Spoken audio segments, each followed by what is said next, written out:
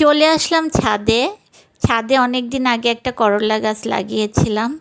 সবসময় সেটার যত্ন করতাম।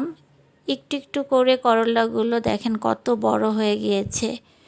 অনেকগুলো করলা হয়েছে। একটা করলা অবশ্য পেকে গিয়েছে, কিন্তু সব করলাগুলো খুব সুন্দর হয়েছে।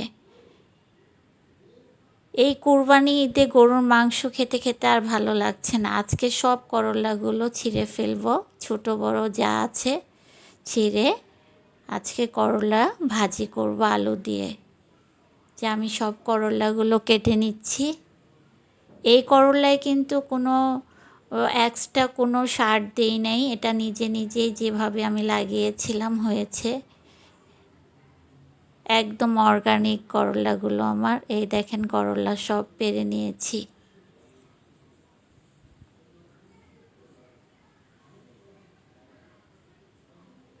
এই যে পাকা একটা করলা হয়েছে, এটার বীজ অবশ্য রেখে দিব, আবার লাগাবো।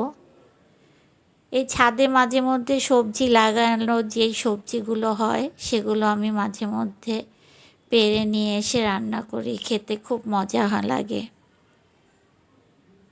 আমি পেঁয়াজ দিয়ে দিয়েছি তেলে।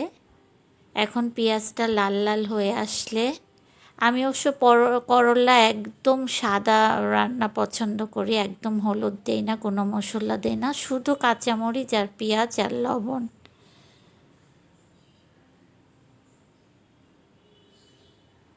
এখন লবণ দিয়ে দিব পরিমাণ মতো। করলাগুলো কেটে ধুয়ে রেখেছিলাম আলু সহ, এখন দিয়ে দিচ্ছি।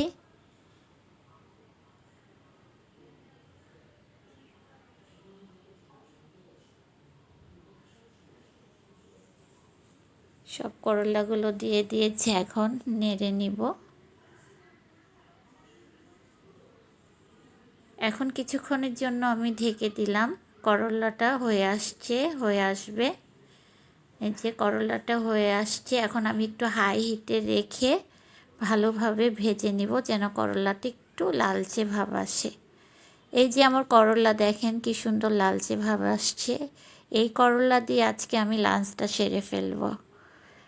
আজকের ভিডিওটা ভালো লাগলে অবশ্যই লাইক শেয়ার কমেন্ট করবেন। আল্লাহ হাফেজ।